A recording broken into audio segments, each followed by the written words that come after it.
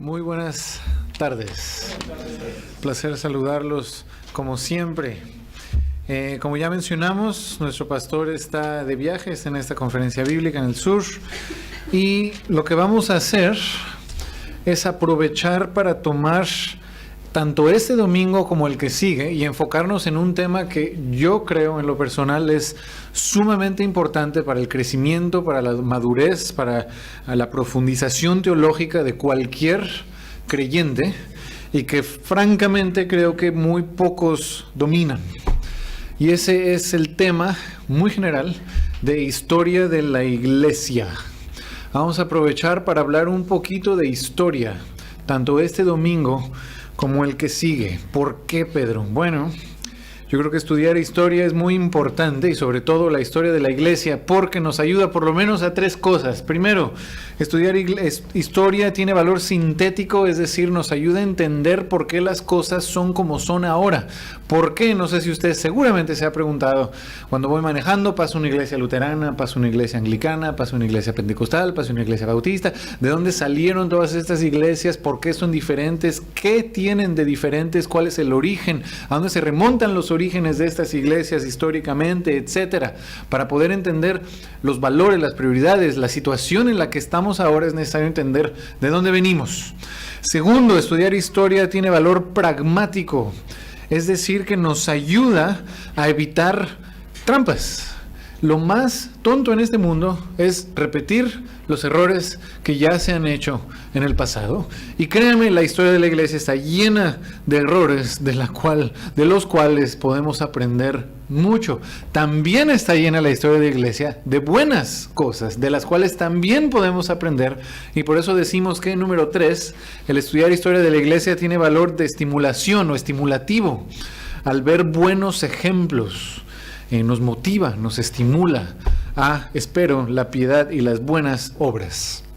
Ahora, historia de la iglesia es un tema amplísimo, como usted sabe. Entonces yo me estaba preguntando, bueno, ¿qué podemos hacer? Tenemos 2 domingos, obviamente tenemos que acotar lo que vamos a hablar. ¿En qué nos vamos a concentrar?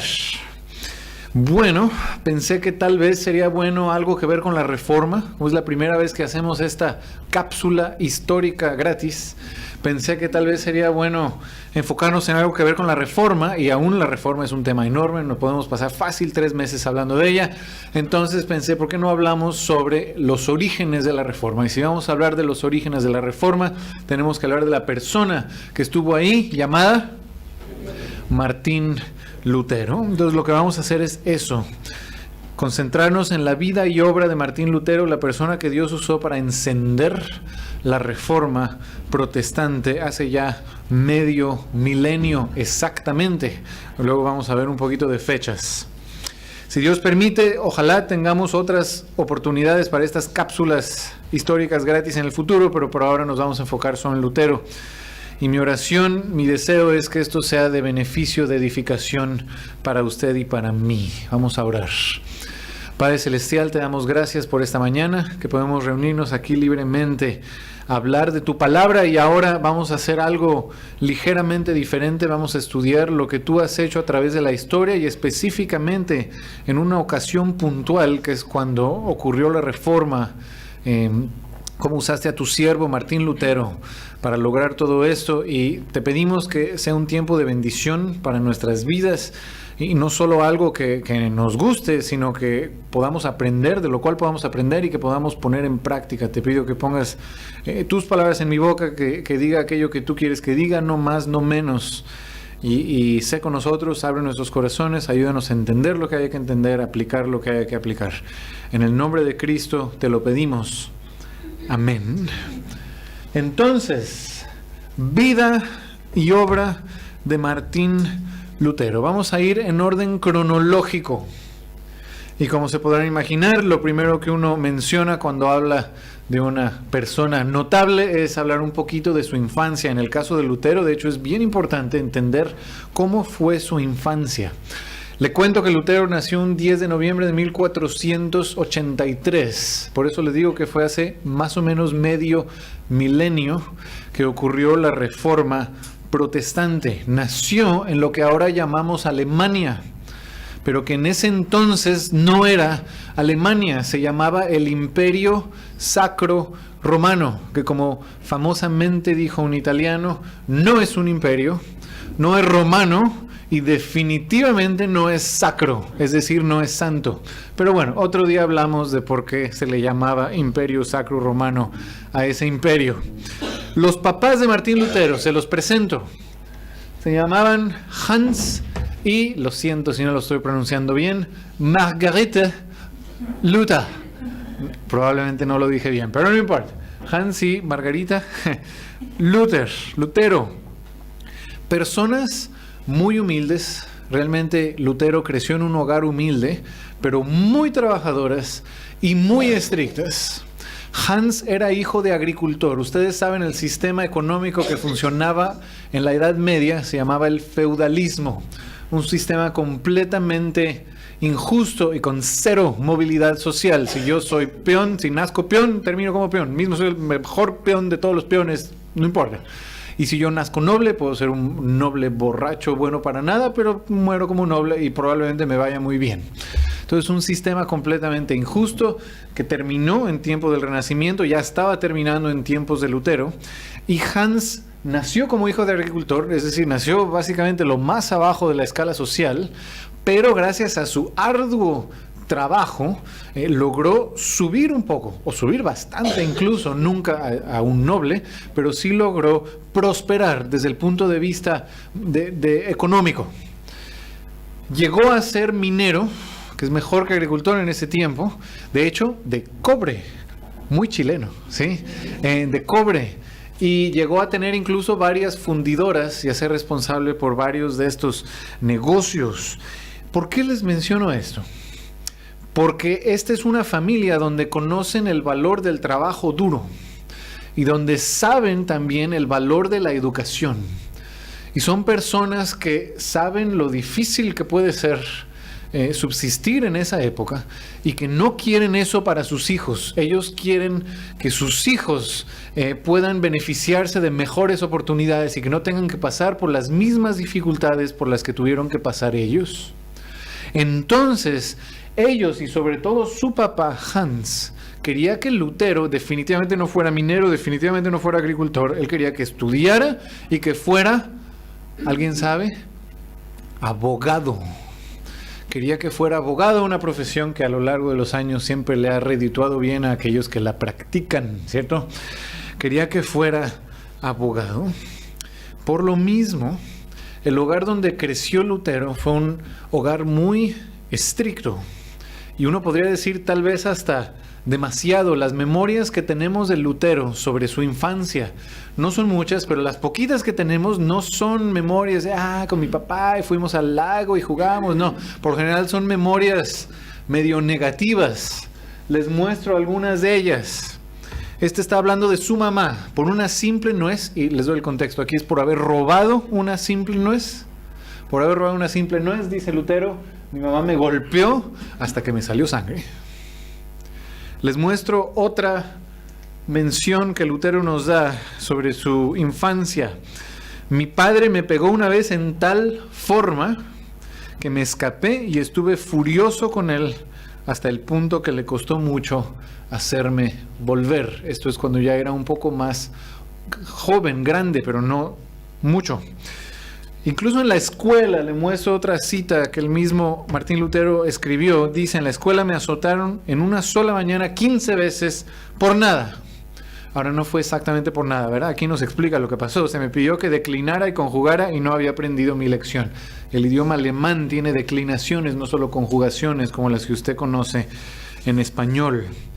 Entonces, Pedro, ¿por qué me cuentas esto? ¿Qué tiene de relevancia que Lutero haya crecido en un hogar muy estricto? Tiene mucha relevancia y mucha importancia. Porque Lutero, toda su infancia, y vamos a ver, esto es algo que después llevó a su vida adulta, toda su infancia sintió como que no era lo suficientemente bueno.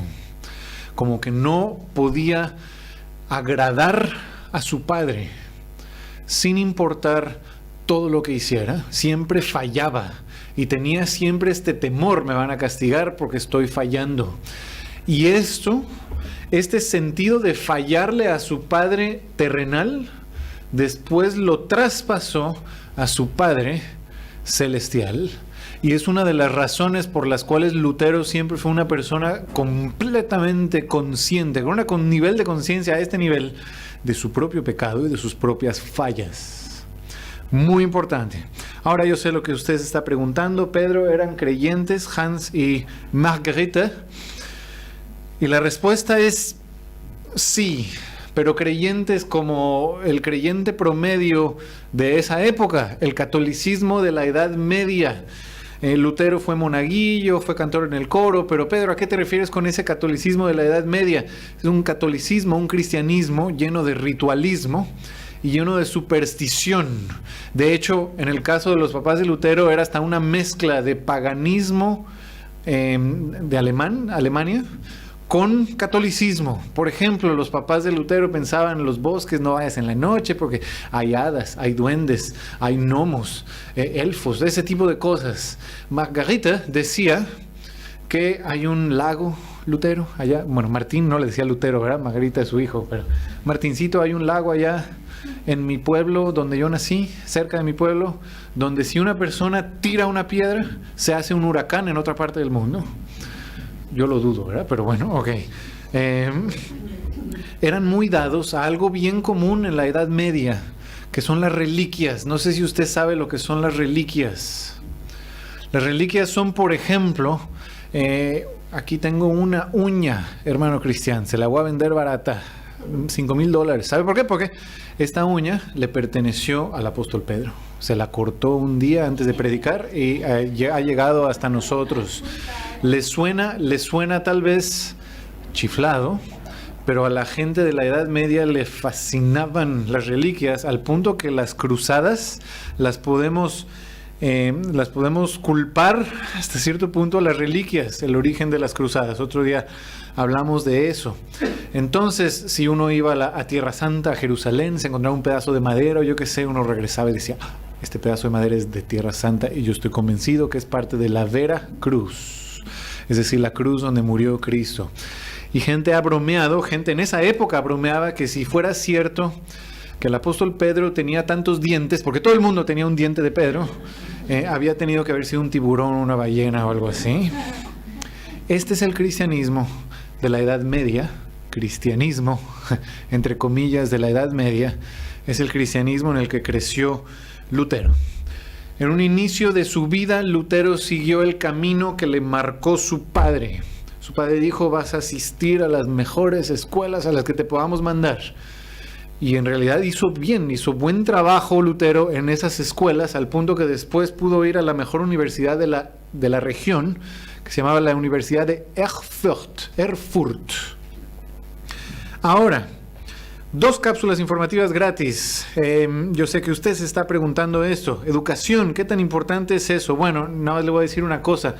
Los reformadores, patrón común que vemos en todos ellos, Calvino, Zwingli, Lutero, etcétera, John Knox, etcétera, todas son gente sumamente bien preparadas. La educación es algo que definitivamente Dios puede usar, no significa que tenga que tenerlo a fuerzas para poder ser usado. El apóstol Pedro, el apóstol Juan no tenían la mejor educación de esa época, pero definitivamente en el caso de los reformadores es un patrón común que vemos.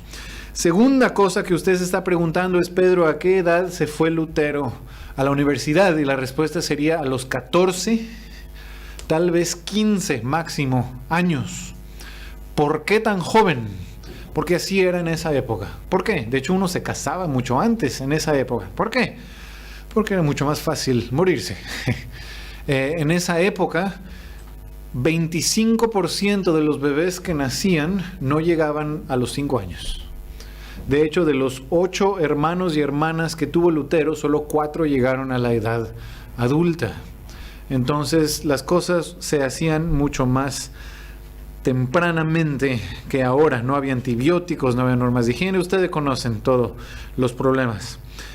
Ahora, una de las cosas de las que se benefició Lutero al estar estudiando fuera, aparte de una educación de primer nivel para esa época, es de que pudo hacer amigos muy cercanos. Y eso, no sé si a usted le ha tocado salir a otra ciudad a estudiar. uno primero madura mucho, crece como persona, porque uno ya no está con papá y mamá que le están haciendo todo, diciendo todo, haz esto, no hagas esto. Uno tiene que tomar decisiones, espero sabiamente, pero también es una época donde uno hace a veces los mejores amigos que uno va a tener de por vida, no siempre, ¿verdad? Pero en algunos casos. Y fue el caso con Lutero, y por eso lo que pasó con sus amigos, que le voy a contar a continuación, lo afectó bastante. Y ahorita regreso a este punto. Ahora, una última cosa que usted seguramente se está preguntando, seguro le carcome por dentro. Pedro, ¿qué estudió en la universidad? Estudió robótica, mercadotecnia, ingeniería eléctrica. ¿Qué estudió? Obviamente ninguno de esos tres que dije al inicio. Estudió lo que se llama una educación clásica, recibió una educación clásica. ¿Qué es? Filosofía griega, filosofía de los escolásticos. No sé si saben quiénes son los escolásticos: Tomás de Aquino, Guillermo de Ockham, entre otros. Filósofos muy bien vistos desde el punto de vista católico. Por cierto, Tomás de Aquino es uno de los grandes héroes, uno de los grandes arquitectos de la teología católica. También estudió lógica. Lógica es buena, sí, hay que usarla, úsela, ¿ok? Retórica, es decir, cómo hablar y cómo, sobre todo, convencer a alguien.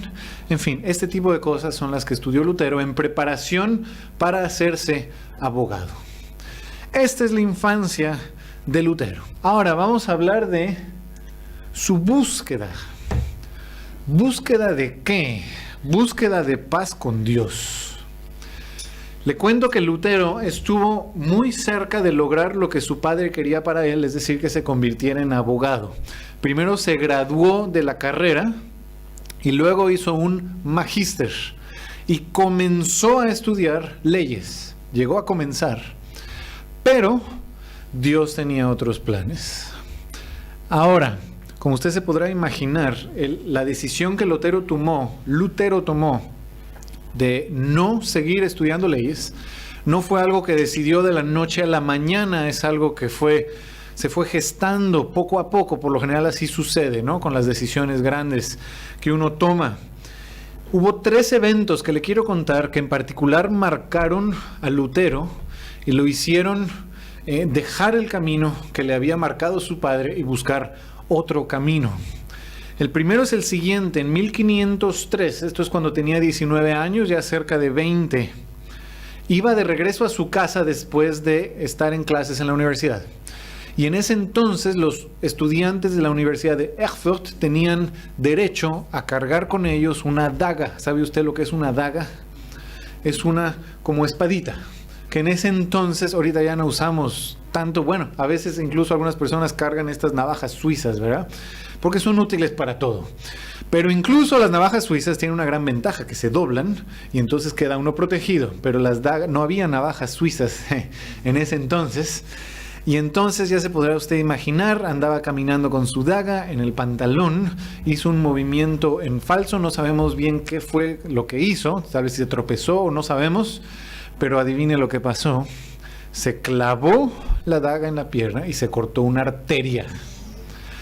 Ahora, si usted sabe algo sobre cortar arterias, sabe que es algo fatal, es mortal. Se podrán imaginar al pobre Lutero frenéticamente tratando de contener los chorros de sangre que le salían de la pierna. Lutero, de hecho, pensó que se iba a morir. No le quedó más opción, iba en un camino medio solo. Y no le quedó más opción más que, uno no puede seguir cuando uno está así, obviamente, ya no puede ni caminar. No le quedó opción más que hacerse al lado del camino y esperar ahí y tratar de contener la hemorragia. Se asustó tanto, y como le digo, con justa razón, que exclamó, no sé si alguien sabe, exclamó: Virgen María, sálvame. Y adivinen qué pasó. Si hubiera muerto ahí desangrado, si no fuera porque un compañero pasó por ahí y lo vio, y entonces corrió a buscar a un doctor, y el doctor alcanzó a llegar y a salvarle la vida. En ese entonces los doctores no son como lo que son ahora. Los doctores de la Edad Media a veces es mejor casi que mejor que ni me vengan a curar. Un doctor de la Edad Media, tenían unas creencias bien raras, les sacaban a uno la sangre, se supone, para curarlo, y de hecho lo debilitaban a uno más, le ponían sanguijuelas, un montón de cosas, ¿ok? Pero por lo menos sí sabían hacer 2 que 3 cosas. Sabían, por ejemplo, ayudar a hacer torniquetes para que los brazos se curaran, para curar brazos rotos o piernas rotas. También sabían cauterizar y curar hemorragias. Entonces, ahí sí le ayudaron. Y como decimos en México, Lutero estuvo a un pelito de rana calva de morirse. Entonces se encontró con la muerte cara a cara. Segunda cosa, 1505, más o menos un año y medio después, una plaga, una peste, llegó a la región. Y no sé qué es peor, si estar a punto de morir desangrado al lado del camino, o si ver que una peste viene a la región donde uno vive en la Edad Media. Francamente, no sé qué escoger. Los dos son muy malos. Hacía 150 años antes, o sea, por el año más o menos 1350, había ocurrido lo que se llama la peste negra o la peste bubónica, que usted seguramente ha escuchado mencionar. Y en esta peste murieron más o menos la mitad de los pobladores de Europa. Entonces esto es cosa seria. No le voy a mostrar fotos, no se preocupe, pero la peste bubónica es una cosa horrible. Se le hinchan los nodos linfáticos, las extremidades, los labios, las orejas, la nariz, las puntas de los dedos se le ponen negros porque ocurre necrosis, o sea, se muere ese tejido. Es una cosa horrible, es una muerte lenta y horrible. Por cierto, usted probablemente se pregunte, Pedro, ¿cómo se esparció esa peste por toda Europa? Y la respuesta es por pulgas. Pulgas que viajaban en ratas y en otros animales. Cuestiones de higiene, ¿sí? Esta peste que llegó a la zona de Erfurt no fue tan grave, pero aún así, cuando uno ve de repente poblaciones enteras son aniquiladas, arrasadas, cuando uno comienza a ver que aparecen cadáveres en las calles, cuando uno comienza a ver que la gente que uno conoce comienza a morir y comienza a enfermar, eso lo pone a uno a pensar. Y lo pone a uno a pensar, bueno, el camino que yo estoy siguiendo es el camino que Dios quiere para mí. ¿Estoy haciendo bien o no? Porque tal vez no pase de un año, tal vez me llegue la peste y aquí voy a quedar. ¿Cómo interpretaba aparte la gente la peste en esa época? ¿Cómo la gente no sabía por qué una población entera desaparecía y otra población tal vez no le pasaba tanto mal, otra población parece que nadie lo había tocado? La gente no entendía. ¿Y a qué se lo atribuían? Castigo divino. La gente decía, Dios nos está castigando por nuestros pecados, y Lutero se lo tomaba esto en serio. Este es la ira de Dios que se viene, y estoy haciendo bien siguiendo mis estudios de abogado, porque él pensaba, esto tal vez es demasiado mundano. Entonces, 2 de los amigos cercanos de Lutero murieron en esta peste, en esta plaga, y eso le afectó, porque entonces ya van 2 veces que se enfrenta a la muerte cara a cara, y que lo hace pensar, tal vez no, la ira de Dios va a venir conmigo la próxima vez y tal vez no estoy haciendo lo correcto.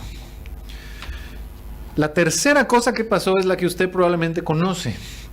1505 fue a ver a su familia en Mansfeld y luego iba de regreso a Erfurt a la universidad. Lo más probable es que iba a caballo y que iba solo. Le digo lo más probable porque hay algunas variaciones de este relato, algunas versiones que dicen que iba con un amigo. No sabemos, pero parece que iba solo y a caballo. Y iba en un estado mental muy compungido, muy preocupado, porque adivine lo que había hablado con su padre antes de salir.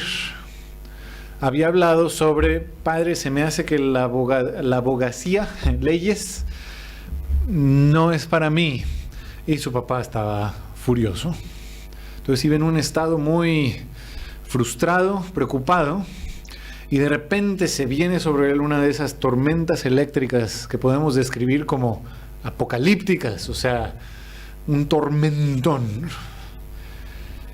Y usted se puede imaginar, no sé, hasta de niños, cuando uno está en su casa, seco, calientito, mismo así, cuando viene una tormenta eléctrica, los rayazos, uno como niño, hasta como adulto a veces, se espanta.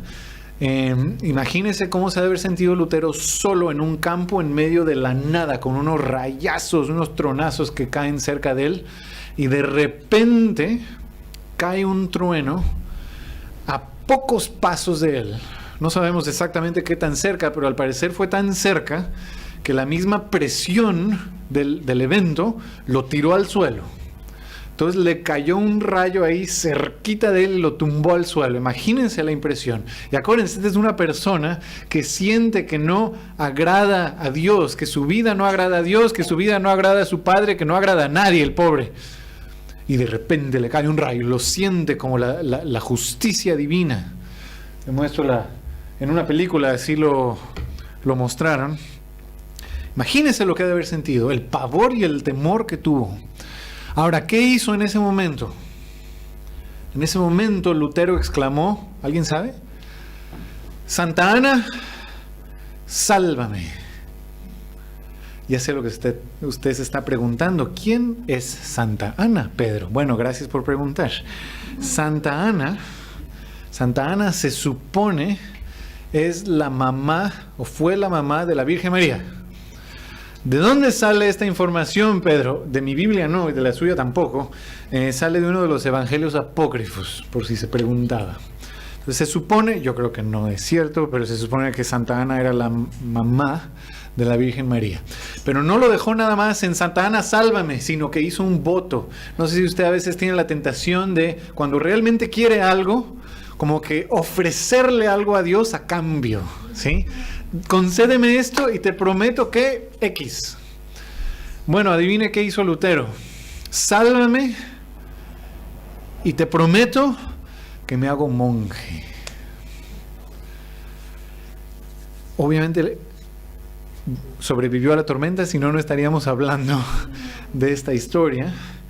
Y se tuvo que hacer monje. Ahora, muy importante, ¿por qué monje? O sea, esto obviamente no salió de la nada, ya lo estaba contemplando por las razones que le había mencionado antes, de que se enfrentó con la muerte varias veces. ¿Por qué monje? Esto es bien importante entenderlo.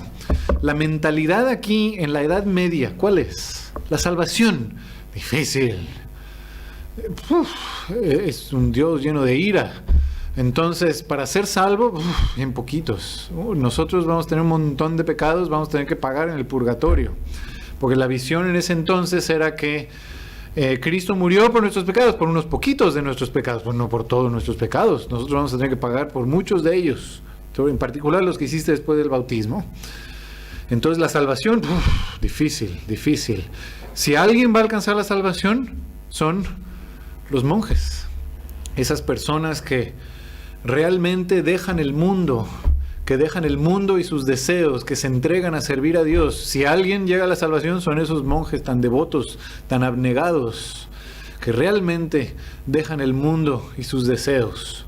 Esa era la visión de esa época, que uno tenía que ganar su salvación con mucho castigo, con mucho trabajo, con mucho esfuerzo. Y si alguien lo lograba, eran los monjes. Era visto como la mejor forma de alcanzar la salvación. Entonces se hizo monje. Lutero tenía un montón de opciones para hacerse monje. Monasterios hay por todas partes de Europa, como usted seguramente sabe. Pero escogió uno de los más estrictos, la orden de los agustinos. Le muestro cómo se ha de haber visto el monasterio. Este es específicamente el monasterio de Erfurt, el monasterio agustino de Erfurt, donde Lutero estuvo. Por cierto, ¿cómo reaccionó su padre? ¿Cómo reaccionó el padre de Lutero? Imagínese usted. En las palabras del mismo Lutero, mi padre se volvió loco.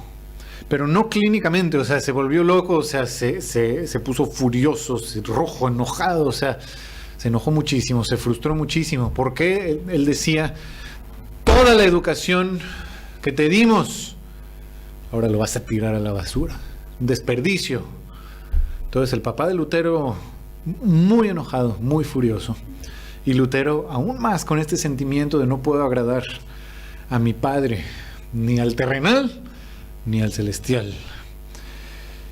¿Cómo vivían los monjes? Bueno, no me voy a meter en muchos detalles, pero los monjes vivían una vida ascética, es decir, sumamente dura. Si uno iba al monasterio, uno no iba ahí para estar cómodo. ¿Cómo vivían? Bueno, tenían una regla, la regla de San Agustín de Hipona, una vida estrictamente regulada. Por ejemplo, 7 veces al día tenían que levantarse a hacer oraciones y cantos 7 veces al día. Haga usted la cuenta, significa que no podían dormir una noche seguida. Se tenían que levantar varias veces, todas las noches, levantarse varias veces.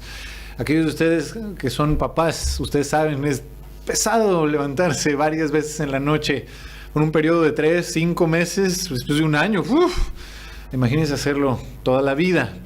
Tenían varios, entre otras cosas, votos de silencio, periodos de silencio. A partir de las 2, nadie habla con nadie. Y otra vez a las 8 de la noche, ok, podemos decir, pero poquitas palabras. Porque interpretaban, por ejemplo, justamente el pasaje, creo que es en Santiago, ¿no? La lengua es mala. Entonces mejor no digas nada, 0. Te callas y así mejor. Sus habitaciones, su comida, todo era, en el mejor de los casos, austero. Si no es que incompleto. Tenían una túnica y ya. Su túnica esta negra con la... ¿Cómo le llaman? La capuchita esa. Y ya, eso era todo lo que un monje tenía en esta vida. Imagínense cómo ha de ver. Ok. No tenía a veces ni cama. Si usted dice, yo quiero ser novicio en un monasterio agustino, ok, yo le diría muy bien. Lo vamos a poner a prueba primero. ¿Por qué poner a prueba? ¿Por qué poner a alguien que decía yo quiero ser monje a prueba? Mucha gente llegaba y decía yo quiero la salvación de Dios, yo quiero servir a Dios. Pero a la hora del hora, después de estar ahí 2, 3 semanas, decían no, esto no es para mí, chao. Entonces los ponían a prueba primero, eran novicios. Usted ha escuchado esta película, La novicia rebelde. No más que ir en Austria con las montañas y las flores y todo, ahí es bonito, ¿no? Sí es Austria, ¿no? Sí, ya no me acuerdo. Ok, acá es una realidad muchísimo más dura. Si usted dice yo quiero ser novicio, ok, le ponemos una túnica blanca, lo vamos a poner a prueba y le entrego a usted, novicio, un látigo para que se autoflagele, por favor, ¿sí? Y no le voy a dar sábanas ni cobijas. De hecho, usted lo animo, si realmente quiere ser monje, a que duerma sin cobijas, sin sábanas. Entre muchas otras cosas, lo ponían a trabajar, a los pisos, a hacer un montón de trabajo duro, entre las otras cosas que ya mencioné. Ahora, ¿cómo? Usted seguramente se pregunta, sí, bueno, Pedro, pero ¿cómo sobrevivían estos monjes? Y usted sabe, bueno, algunos monasterios eran como mini granjas, llegaban a cultivar algunas cosas, pero aún así uno no puede cultivar todo lo que uno necesita. Entonces los monasterios por lo general tenían que tener algún tipo de intercambio con el mundo exterior. A veces la gente les llevaba donativos monetarios o en especie, o tenían algún tipo de actividad productiva algunos monasterios, y este era el caso de este monasterio. Tenía una actividad productiva, tenían algo que vendían. Adivinen qué vendían los monjes donde estuvo Lutero, con los que estuvo Lutero. Vendían, esto es Alemania. ¿Qué vendían? Cerveza. Hacían y vendían cerveza. Eran monjes cerveceros. Y también tenían un negocio donde pintaban ropa. ¿Okay? Lutero, ¿qué clase de monje fue Lutero? Lutero fue un super monje. Me atrevo a decir, probablemente fue el mejor y más dedicado, más sincero monje de toda su orden. Una vez lo tuvieron que arrastrar medio muerto por haberse pasado la noche durmiendo en la nieve sin nada, desnudo. Muy mala idea hacer eso, creo yo. No le recomiendo que lo practique. Hacía unos ayunos extremos, se autocastigaba, dormía muy poco, se la pasaba a confesión o en penitencia, trabajaba muy duro. Mejor dejo que el mismo Lutero se los cuente en sus palabras. Estas son las palabras de Lutero, donde dice: en verdad yo era un monje piadoso y guardaba la regla de mi orden tan estrictamente que puedo decir que si alguna vez un monje hubiera alcanzado el cielo por su monasticismo, ese hubiera sido yo. Si fuera posible alcanzar el cielo por ser buen monje, yo creo que yo hubiera sido de esos. Todos mis hermanos del convento que me conocieron podrían dar testimonio de ello, pues si hubiera continuado más tiempo, me hubiera matado con mis vigilias, con mis oraciones, lecturas y otros trabajos. El mismo Lutero, décadas después, dijo, y yo creo que con razón, que esos años que estuvo en el monasterio le habían dañado su salud permanentemente.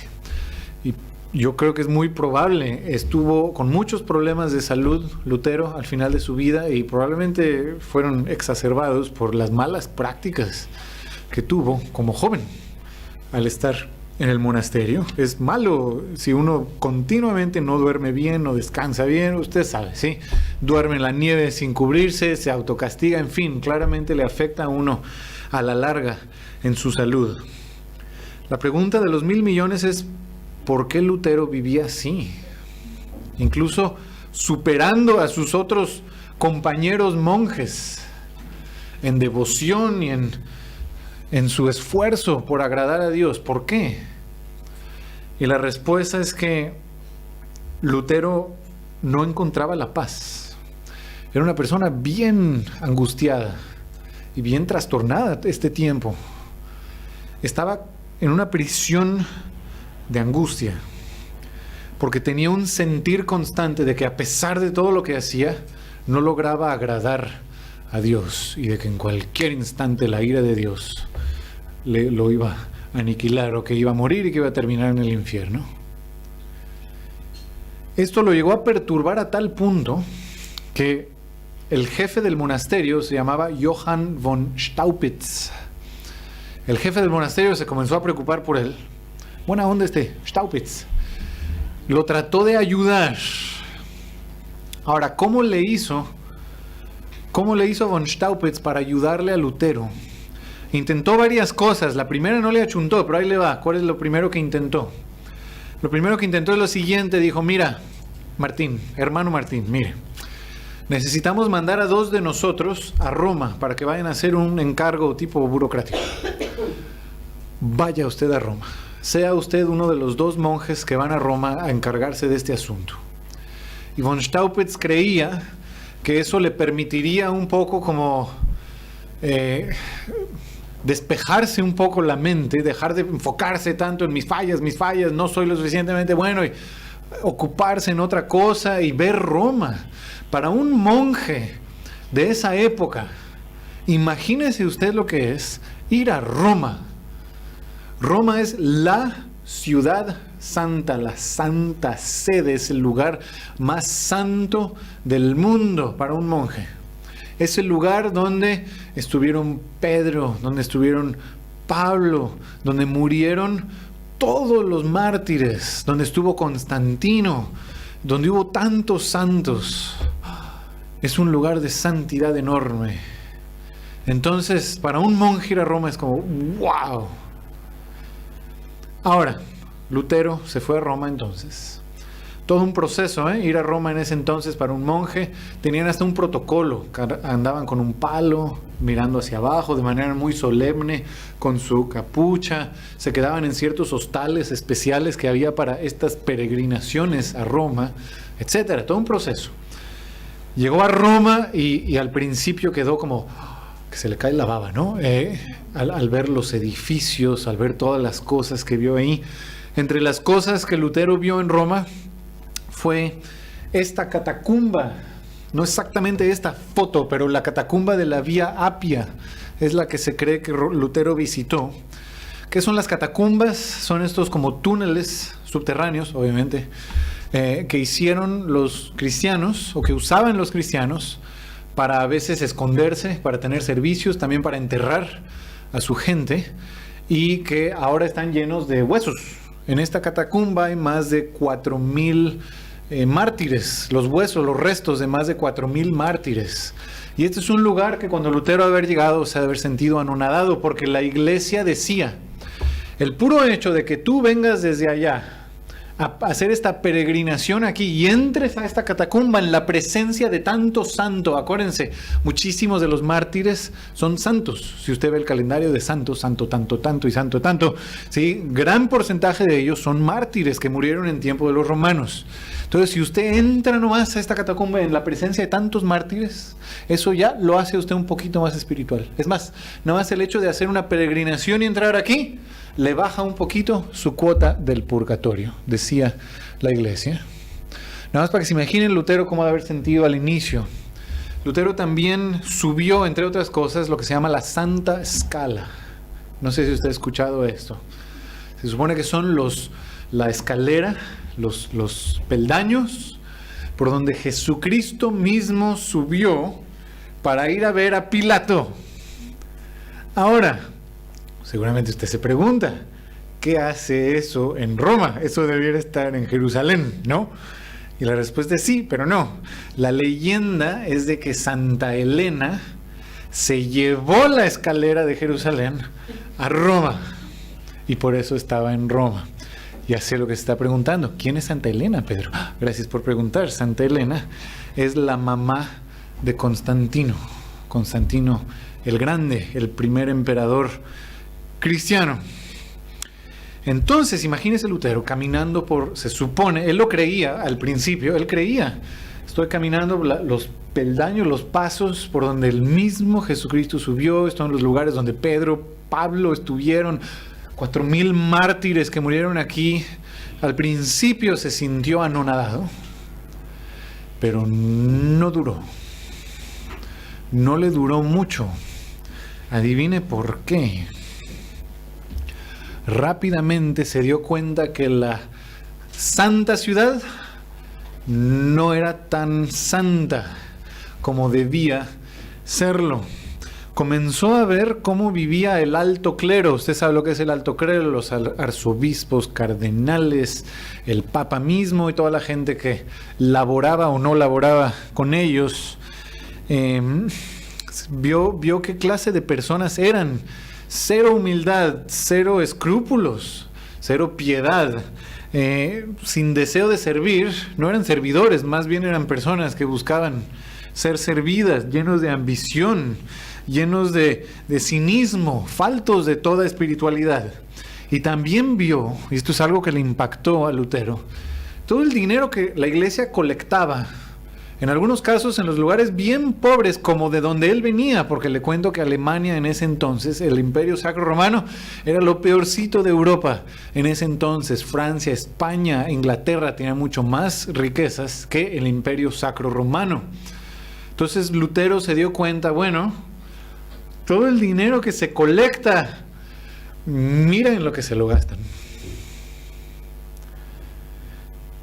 Quedó totalmente decepcionado de su viaje a Roma. De hecho, él mismo nos cuenta una anécdota que nos muestra el cinismo de la gente ahí. Se las cuento.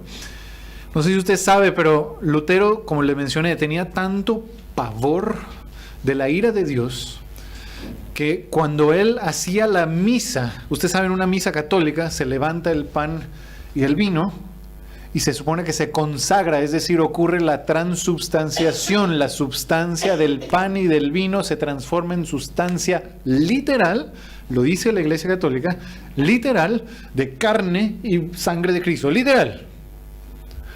Hay problemas con esta doctrina de transubstanciación, ¿verdad? Pero otro día hablamos de eso. Se supone que es tal cual, carne y sangre de Cristo, de acuerdo a la doctrina de la Iglesia Católica. Lutero tenía tal pavor de la ira de Dios que cuando él estaba haciendo una misa en Roma, y cuando hacía una misa en general, cuando hacía la consagración, el momento en que se supone ya es la carne y la sangre de Cristo, temblaba. Porque dice, oh Dios, estoy manejando, estoy tocando la sangre y el cuerpo de Cristo. No me vaya a tropezar, no vaya a caer, sino me va a caer en un rayo ahorita. Literalmente temblaba. Le muestro lo que él mismo dice. Esto es cuando está en el momento de la consagración, que levanta la vista hacia arriba. Él dice, yo quedé estupefacto y aterrorizado. Pensé para mí mismo, ¿con qué lengua voy a dirigirme a la majestad si todos los hombres deberían de temblar aún ante la presencia de un príncipe terreno? O sea, si uno tiene miedo incluso cuando se presenta ante, yo qué sé, Bachelet, Obama o lo que sea, imagínese presentarse delante de, o andar manejando aquí, el Dios mismo. ¿Quién soy yo para levantar mis ojos o mis manos hacia la majestad divina? Entonces imagínese esta escena en la que Lutero está tratando de celebrar una misa en Roma. Y está temblando y su colega romano, sacerdote que está al lado, está así como, apúrate, ¿no? Así tal cual. Entonces quedó totalmente decepcionado Lutero, porque se dio cuenta que en cierta forma estaba solo, o sea, nadie compartía reverencia y temor de la ira de Dios, por lo menos no en Roma. En Roma estaban preocupados por un montón de otras cosas, excepto eso, más bien buscando poder, buscando su propio beneficio. Quedó totalmente decepcionado de su viaje a Roma. Cuando regresó al monasterio, se hundió aún más en esta angustia y se metió aún más al monasticismo para tratar de salir de esta angustia. Se confesaba hasta 4 veces al día. Llegaba a hacer penitencia hasta 6 horas al día. Usted sabe, para poder ser perdonado hay que confesar, y luego el sacerdote le dice, tienes que rezarte tantos rosarios, tantas Aves Marías. Bueno, eso es ahora, ¿verdad? Ahora es fácil. Antes era tanta autoflagelación, tanto lavar los pisos, etcétera, un montón de cosas. Entonces, penitencia, se pasaba horas y horas en penitencia. Se confesaba varias veces al día, al punto que su confesor, von Staupitz, se llegó a enfadar. Hermano Staupitz, necesito confesarme otra vez, pero Lutero, sí, te acabo de confesar 15 minutos. Es que otra vez he vuelto a pecar y no vaya a ser que ahorita me muero y infierno o purgatorio. ¿Por qué? Y es esa pequeña voz de que tal vez mi confesión pasada tal vez no fue lo suficientemente sincera. Tal vez tuve yo alguna mala intención al confesar mi pecado de la forma en que lo hice en la confesión pasada. Tal vez fue incompleta, tal vez se me olvidó algo. ¿Usted ha tratado alguna vez de hacer una lista exhaustiva, 100% completa de todos sus pecados? Yo me atrevo a decir que es imposible, porque es como meter la mano a un pozo sin fondo. Uno saca y saca y saca y saca y saca y saca y saca. Y no puede terminar de sacar. Tal vez lo hice con mala intención, tal vez lo dije incorrectamente, tal vez tuve un mal pensamiento sobre mi confesor porque bostezó, o yo qué sé, o etcétera. Uno nunca termina. Y entonces Lutero estaba realmente angustiado, vivía con temor y con pavor todo el tiempo. Ahora, nuestra última parte. Afortunadamente, no terminó así la vida de Lutero, si no, no estaríamos contando esta historia. A von Staupitz se le ocurrió otra buena idea para ayudar a este pobrecito monje trastornado. Mira, hermano Martín, le sugiero lo siguiente. Acaban de fundar una universidad en Wittenberg. Me hicieron decano a mí, von Staupitz, de esta universidad. Le ofrezco, hermano Martín, que usted venga conmigo a Wittenberg y que usted sea profesor. ¿Por qué no viene a dar clases? Tal vez le puede sonar medio raro, ¿no? Al monje más angustiado y más trastornado lo vamos a poner a dar clases, pero yo creo que von Staupitz le pegó, ganó la lotería con esto, porque este sí le ayudó a Lutero. Primero lo forzó a despejarse un poquito la mente y a estudiar la palabra. Y se tuvo que meter de lleno, porque cuando uno enseña, uno se tiene que preparar. Entonces, se tuvo que meter de lleno al griego, al latín, a estudiar todas estas cosas que ya había comenzado a olvidar. Lo primero que le tocó enseñar fue el libro de Salmos. Y ahí aprendió muchas cosas valiosas. Se dio cuenta cómo la relación que uno tiene con Dios es una relación personal. Porque vemos en los Salmos cómo hasta David es tan sincero con Dios que a veces hasta se está quejando. Y se dio cuenta de eso y wow, le marcó. Pero luego llegó al libro que cambió su vida y al cual pido que me acompañen, que es Romanos. Romanos cambió la vida de Lutero, y al cambiar la vida de Lutero cambió la historia de la civilización occidental, y de hecho me atrevo a decir de todo el mundo. Romanos capítulo 1, versículo 17. Romanos capítulo 1, versículo 17 dice así: porque en el Evangelio la justicia de Dios se revela por fe y para fe, como está escrito, mas el justo por la fe vivirá. Si usted se fija en el contexto, se ve que está hablando del Evangelio. Lo ve en el versículo 16. Evangelio, ¿qué significa? Buenas nuevas, buenas noticias. Pero Lutero antes evaluaba este pasaje con los ojos de los escolásticos, Tomás de Aquino, etc. Y para ellos, la justicia de Dios, en el versículo 17, no son buenas nuevas. De hecho, él decía, esta justicia de Dios yo la odio. Esto no son buenas nuevas. La justicia de Dios es como el castigo de Dios, son como las justas demandas de Dios, y que por ende, como somos pecadores, merecemos castigo.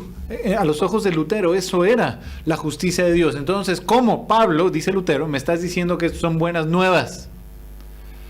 Pero una vez que estaba luchando con este pasaje, una vez que se quitó esos lentes, digamos, de los escolásticos, ese filtro, se dio cuenta, no, esta justicia de Dios no es el castigo para los pecadores, es la justicia de Dios imputada a los pecadores de forma gratuita por los méritos de Cristo en la cruz.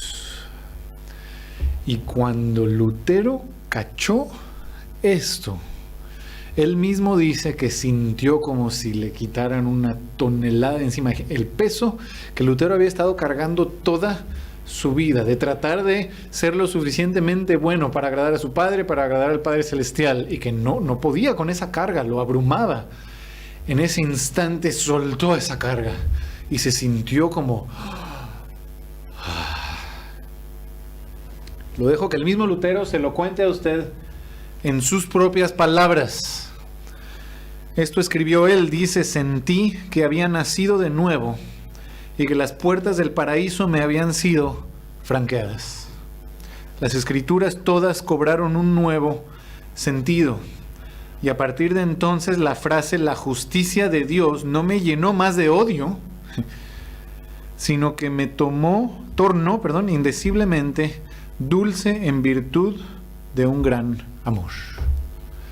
Esto fue 1515, hace 502 años, si contamos desde hoy, 2017. Pedro, wow, ok, entonces cuando Lutero cachó esto, comenzó a atacar la Iglesia Católica, ¿sí o no? La respuesta es no. Cuando Lutero cachó esto, lo primero que hizo, aparte de sentirse aliviado, es compartirlo con sus colegas en Wittenberg. Y convenció a algunos de ellos. Tal vez tiene razón Lutero, qué interesante, no lo habíamos visto así, ok. Y luego, animado por esta experiencia, dijo, ok, voy a escribir esto. Entonces escribió un tratado que se llama Las 97 tesis. Usted seguramente ha escuchado hablar de las 95 tesis. Ese es otro.